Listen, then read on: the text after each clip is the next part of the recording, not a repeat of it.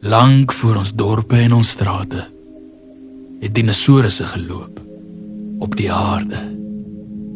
Deur woude wyd en valleie diep, waar ou rivier eens kon sweep. 66 miljoen jaar sel vandag, toe dinosourusse verdwyn met 'n slag. Tot eendag, skraap en stof en speur, toe dinosaurus fossiele ontdek word deur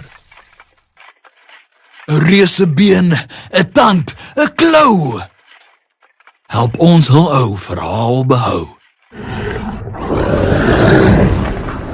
Kenners bestudeer elke ou been en die storie kry lewe uit die steen. Hoe het hulle gegroei? Wat het hulle geëet?